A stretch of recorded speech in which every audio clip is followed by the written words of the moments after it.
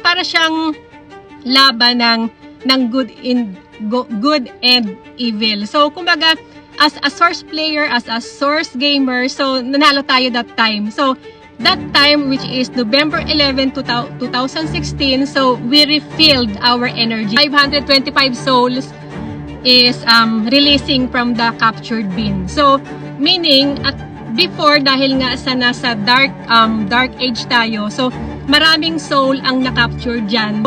There are many soul trapped in a captured bin. And itong mga souls na to, ito yung during dark age. So, ito yung mga souls na, kumbaga lack of awareness, ito yung mga souls na, yung mga, alam mo yun, ano sila, na-trap sila dahil sa sex, sa sexual energy, sa mga, kung ano yung mga pinagawa natin, eating meat, yung mga low frequency activities.